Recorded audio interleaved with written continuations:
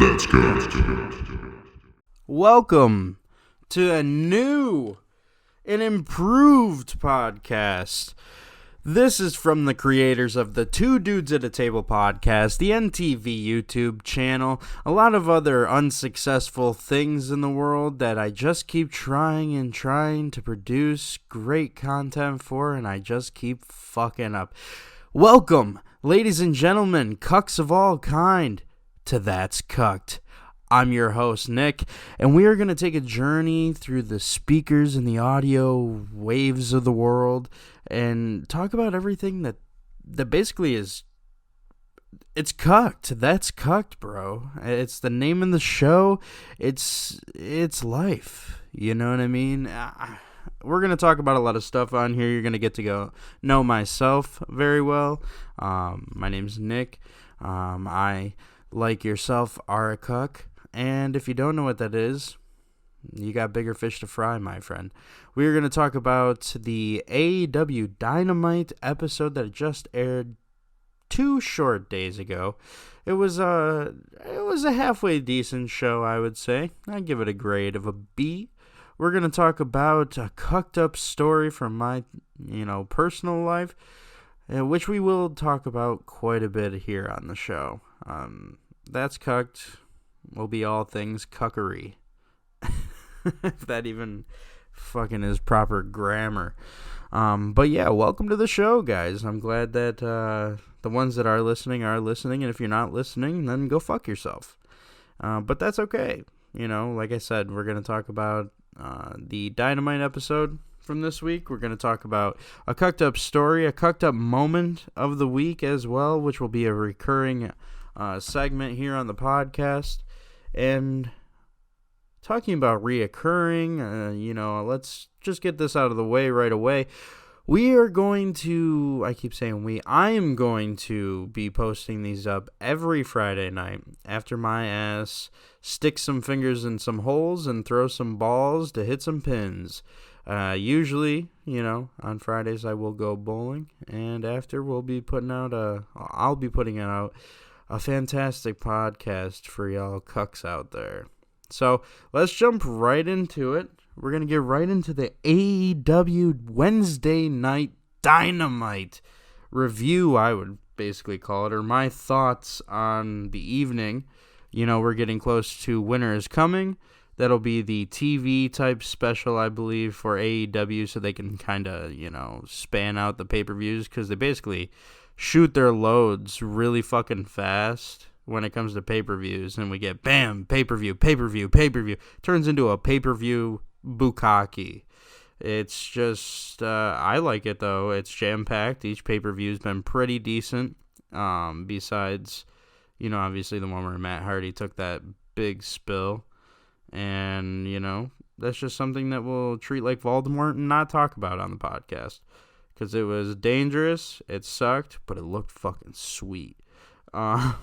Which, I probably shouldn't say that, but fuck it. But we started the night out with a match between two people that I think are fantastic athletes, fantastic wrestlers. And that is John Silver and the Hangman Adam Page. I thought it was a great match. I think that John Silver is gold, as that wonderful t-shirt that they put out, which you can find over at ProWrestlingTees.com, I believe, and if not there, ShopAEW.com. But yeah, pretty decent match. I liked how they kind of put off the finish for a couple, false finishes. It was pretty decent. I love that buckshot lariat that Hangman pulls off, and I thought it fucking was so explosive this week. And it was just a great match overall, going back and forth, great moves from each individual. There was one little spot where Hangman went to do his kind of like springboard, kind of crossbody to the outside, and at first John Silver read the fucking move, and then Hangman tricked his ass and then still ended up pulling it off. It was just a great match. Good story developing there, especially after the whole tag team type story that just happened with Hangman and Kenny Omega. And I think that it's going to be an excellent and I kind of want to say interesting way to take the story. Is Hangman going to become evil? Is Hangman going to stay being a good guy but just being his, sad boy cowboy vibes? We don't know as of yet. We're going to, definitely end up finding out probably in the weeks to come. If not, at Winter is coming. Well, we don't even know. We don't even know, which is the best thing that I think I could say about wrestling right now. Most of the time, you know what the fuck's going on. People are blowing shit online, spoilers. There's some cuck in AEW that either worked with NXT or I have no fucking idea, but they're blowing a lot of spots, a lot of storylines, and I knew about the Britt Baker waiting room little segment that they're having on Dark about a week before the fucking episode even aired. And it's sad because of the time that we're living in. AEW has to pre-record episodes, so it's it's hard. It's hard to pre-record episodes, hide that shit from everybody in the day and age that we live in currently. Everybody's got a cell phone, everybody's got a tablet, a computer, anything with a fucking screen and a camera could blow anything. But these people are going on, what are they going on? They're going on Reddit forums and shit like that. And I stay out of it. There's too many negative-ass things that I've personally seen happen because of Reddit or a public forum or something like that. So, we'll see where the storyline goes. Hopefully no fucking cuck out there destroys the fucking storyline before it even develops or even takes off even further than what it already is. But it was a good match, We'll move on. TH2, the Hybrid 2. I think that's what the fuck they're called. Fought Top Flight. I gotta say this right now. New up-and-coming tag team. They will take over the tag team division in a year tops. I'm gonna say that right now. Not only are their moves high-flying, creative, fast, but they flow. They move like a hot knife through butter. There are a couple spots I've seen that got blown up. I don't think that some of those were their fault, but it was a good match. TH2, I don't think that they get the recognition that they deserve. Obviously, COVID fucked up a lot of things because Jack Evans ended up, I believe, being forced to stay in Mexico due to the restrictions of transportation and, flying and whatnot, just because of the whole COVID bullshit. But that was a great match. I thought it was good. Great. What do I want to say? Great tag team moves from each team. I love those partner moves or whatever the fuck you call them. I'm drawing a blank right now. But those moves where, you're getting 2-3 back to back to back and both guys are involved. Just great cohesiveness between the two individuals in Top Flight. They're going to be fantastic. We had Powerhouse Hobbs.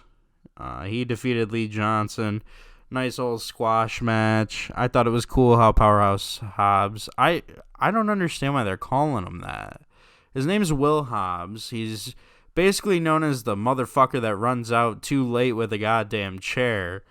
Recently just, turned over to Team Taz and started being a cuck of all cucks. And I think it's a drawn-out storyline. And I think that Will Hobbs he's probably decent. In the squash match, there was a couple moves where I thought he was going to actually fuck somebody up because they were so... I want to say... I would say that they were so rushed, some of the moves, that it was just sloppy.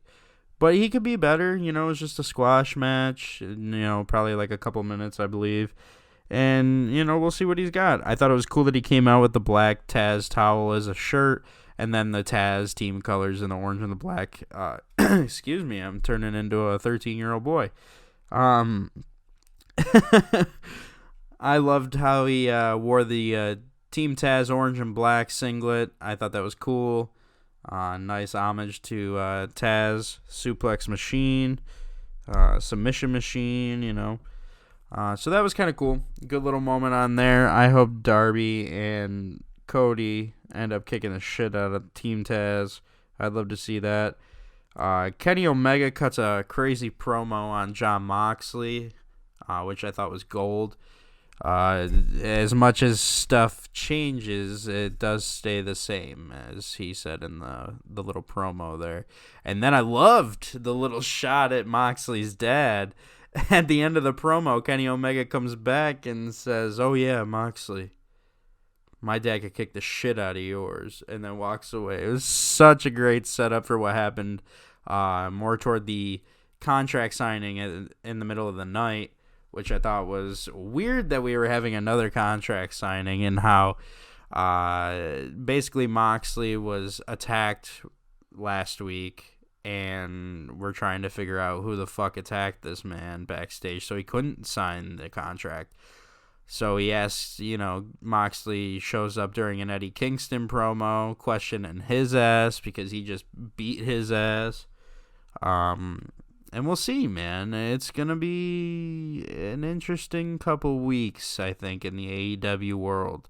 We're going to see a lot from, the person who attacked Moxley, I feel like. We're going to see the Moxley-Kenny Omega feud probably end. I know that Moxley's going to Japan, I believe, in a couple weeks. So I believe that the Moxley era is going to end at Winter is Coming. And if it doesn't, I'll say this, you will have done your job by selling me on that show and shocking me on the finish.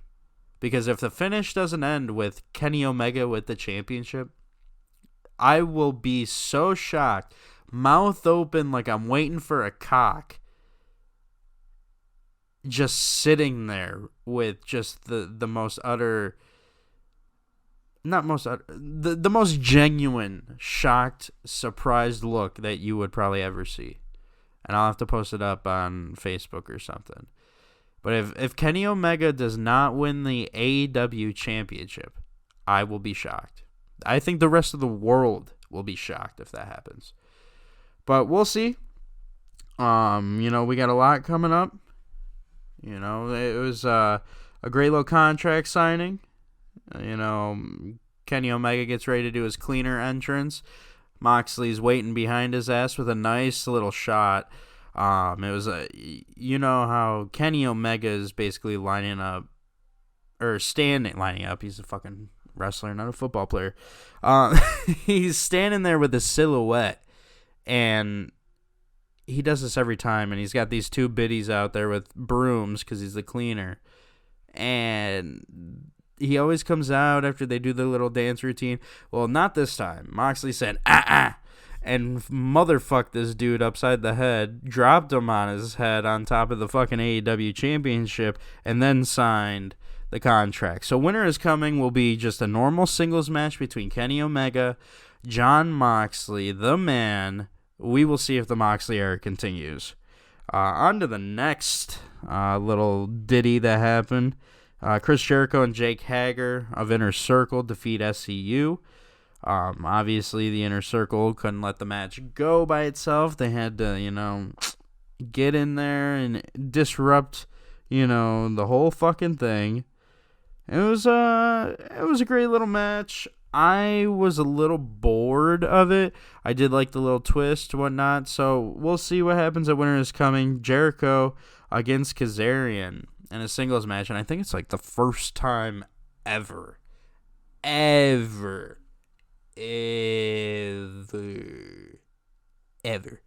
think it's the first time ever that these two have matched up. So it'll be interesting. I know I've said that about everything, but like I said, this is going to be an interesting time for AEW, in the AEW world.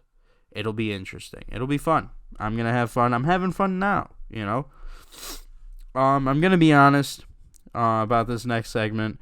The Miro, Kip Sabian, Penelope Ford little fucking thing there, boring with the best friends. I do not like it. you have a broken video game and you're pissed off about it. It's a shitty gimmick. You came to a great company and you fucked up. Sorry to take a sip of my soda. But yeah, I just think it's a boring feud. It's not fun to me.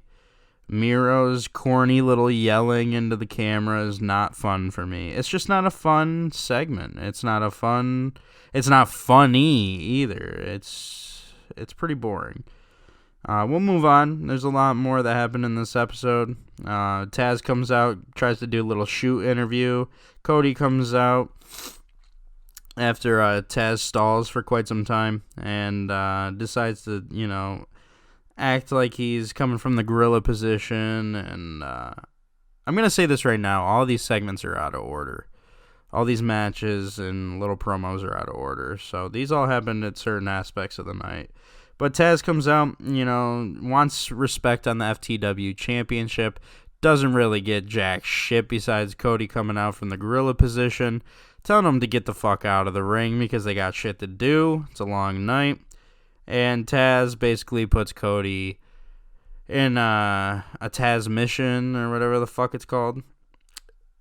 Which looks like a fucking awful sleeper hold, by the way. He can't even get his stubby fucking arms, which I have all the respect in the world for Taz, but your stubby little fucking arms, you can't even grab your other fucking hand, bro. It just looks sloppy. Cody did a good job of trying to sell it, but it really just, it looked like shit. It looked like those fucking, what are those videos? Those Baki videos. You ever see those things, man? They like fuck bitches up and then they're like gagging them and shit and they're just like, and that's what it looked like. It looked like a giant fucking fist going down someone's throat. It was fucking awful. I did not have fun watching that. It was cool. The promo was nice. The talking back and forth between the two, the story developing between Taz, Team Taz, and hating on Cody and hating on management and all this shit. But the Taz mission, whack. Whack, whack, whack. Let's see what else we got here. Vicky and Nyla trying to, get on Brandy and all their bullshit. Like I've always said to anyone I've watched wrestling with, I really think that the women's division in AEW is lacking. And it's been lacking since the creation of the company. They have good female wrestlers. I just don't think they're partnered up right. The booking is just weird. The only thing that I think that they've done recently is, giving Anna Jay a little bit more, screen time and being able to be a part of the Dark Order and be a significant role in the Dark Order. So, Anna Jay versus Shida. Shida ends up winning. There was a couple times in the match where Anna Jay looked like she was no-selling and didn't give a flying fuck. But like I said, the women's division needs a little help. And I think that Abaddon coming out right at the end of the match as Sheeta's about to walk back through the circle entrance thing. I think it was cool the way they had Abaddon come back from her injury. She was hurt quite some time ago, I believe. She got hit in the throat, ended up in the hospital, ended up recovering. I'm pretty sure she's at 100%. She was cleared to. I'm pretty sure she's cleared to wrestle. And she came out creeping on the floor and shit. And then, man, I really hope this is fucking recording. But she came creeping out, came up to Sheeta, and the belt was just chilling there, so she snatched that shit real quick, did some Evil Dead type shit, and licked it up like it was a zombie pussy, and said, "That's my title," in whatever kind of language that Abaddon fucking speaks. She was like, "Yeah, this is my belt, bitch." But yeah, so that's going to be interesting. I've always been a fan of Abaddon, but I'm always biased when it comes to the creepy characters or any kind of dark kind of imagery that wrestling has done. It's usually pretty well done. We got the Boogeyman, we got the Fiend, we got Darby Allin, we got Luther. He's a pretty decent, little gimmick. We got Abaddon. There's so many out there and so many that are upcoming as well. But I think Abaddon is really going to fucking kill it. I think she's going to kill it. I think it would be a good change for the women's division. And yeah, so I think that'll be great. I think there'll be a little shakeup that the women's division needs. I think it's good that they're not doing the same rematch of Nyla versus fucking Sheeta like they do at every pay-per-view, and how they shouldn't have done at the last one. There was no build-up. The match was but what can you do? It is what it is. And it's, it's cucked. That's cucked, man. That's cucked that the women's division cannot pick it up. The last match of the night ended up being, who was it? Darby Allin. Excuse me. What do we got here? Darby Allin, and I believe somebody else. I am drawing a blank, ladies and gentlemen. The cuck of all cucks is just sitting here being a cuck, not having his shit together, fucking scrolling through this fucking note thing that I have, not knowing what the fuck I'm doing. Well, yeah, at the end of the night, Lance Archer... Oh, it was Pac and Rey Fenix versus the Butcher and the Blade, the Buffalo Boys. I'm a fucking idiot. It was a great match. I can't believe I forgot about it. I'm such an idiot. I liked it better than the Chris Jericho match, that's for sure.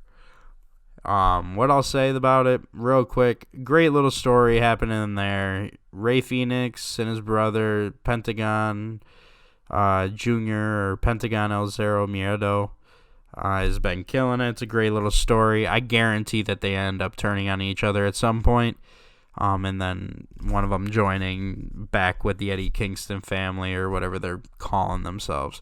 Great little match. Butcher and the Blade killing it, like always. I thought they've been killing it since their first street fight type match that they had with the Young Bucks. Unfortunately, one of the Young Bucks got hurt. But, it's another day in the office. I think that they'll get over it. They've been doing it for some time, so, Butcher and the Blade, they do have some sloppy moves, I will say that, but all the respect and love to you guys. I cannot say it enough. As someone from the Buffalo area, kind of, I really like them. They're a great little gimmick. I love them coming out, and I love their entrance. I love the little monocle. Of course, at the end of the match, Lance Archer ends up coming out after they decide to attack Rey Fenix, Pentagon, and Pac. They end up, Eddie Kingston ends up DDTing Pac on the I'm a fucking idiot, on a chair 2 or 3 times. It looks kind of shitty, but the second one was pretty decent. Obviously, you don't want to hurt the guy, but you do want to make it look believable. And sometimes putting your hands out or something like that to protect yourself, it does look a little whack. But you got to do what you got to do. Lance Archer comes out, coming for Eddie Kingston and his fam. So we'll see what happens with that. Jake the Snake came waddling out. I love Jake the Snake, all the respect to him as well, but sometimes it takes him a minute to get to the fucking ring, and it's the funniest shit ever. But that'll be an interesting story. I'm sure we'll see more of whatever is going to develop with that at Winter is Coming. And that is basically it for the AEW review, my thoughts on the night. I know I've been talking about it for about 20 fucking minutes, so we will head into a That's Cucked story. This story first of many stories on the That's Cucked podcast, okay? This is how do I want to say that? That's Cucked story time, a segment we're going to do here weekly, if not every other week on the podcast. So make sure that you are tuning in, because next week's story is going to be just as good. We'll jump right into it. This is about the first time that I did Molly. I love how we go from wrestling to drugs real quick. 0 to 100 real quick. Whole squad on the real. Alright, so this is about the first time I did Molly. Me and my girlfriend ended up getting some, decided to try it out from a reliable individual. I do not condone this. I do not know how it even landed into my hands. It kind of just flew there. And so we decided to go out to a nature trail. We figure, we'll put ourselves in a nice setting where it's nice and comfy. Not comfy, but like nice and beautiful. And we're going to be happy and be in good moods. Because you want to be in good headspace whenever you're doing any kind of drug or any kind of thing. I would even say fucking drinking. You want to be in a good headspace. Because if you're drinking sad, you might as well be mad, my friend. And, so we go out to this nature trail. We're having a blast. I decided to bring out, bongy here, in the backpack. And we decided to go walking on the trail. And it's this nice grass trail, no mud. It's a really nice day. It's kind of hot, but it's still nice. The wind, there's really not much. But there's enough to be like, ooh, this feels good. So we're walking. We already, did our thing. We decided to smoke, we're chilling. Who won? You're out in nature, you're having a blast, you're, joking around with, your significant other, you're just enjoying yourself, you're enjoying their company and all that shit. And, I guess they didn't really, I wasn't notified prior, which be educated if you're doing stupid shit. Be educated on what that stupid shit is. And we were not. So we decided to smoke. I'm sitting there. I'm realizing that nothing's really happened. I'm a little, loosey-goosey, if you want to say. And all of a sudden, I stopped dead in my tracks. No fucking joke. Just walking. And then just... And I'm like, babe, I can count every blade of grass. And she looks at me and goes, what the fuck is wrong with you? And I look at her and I feel like I just, you know that feeling when you walk into Best Buy that first time when you were a kid and you saw the wall of TVs that aren't at Walmart. There are some that are obviously carried in your Walmart, whatever department store you got. And then there's a section that's like a theater section, and you see these like $10,000 TVs. Imagine that picture, but real life. Like your vision is intensified by 9 bajillion. So I'm sitting there thinking I can count every blade of grass, see every bug in the air, every molecule, also feeling fantastic. And then all of a sudden, for some reason, felt zippy. And that's what I'll call it. It's the feeling that you get when there's like the vibration in your mouth, where you're like, or like, along those lines. It vibrates you from your toes to the tippy top to your head.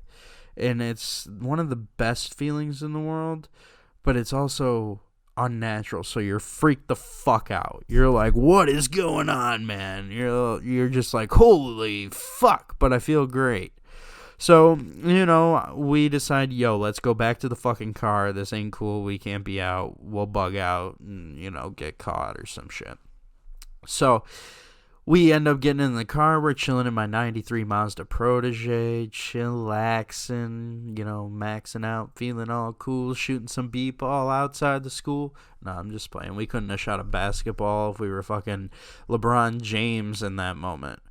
And we're sitting in the car, and all of a sudden, my girlfriend turns on this group or DJ, or I think that's a DJ, Tex Evergreen, and the shit starts freaking me out, man. I'm sitting there making all these facial fucking movements to the songs, and it's like, to this day, I still have residual effects of whenever she plays that.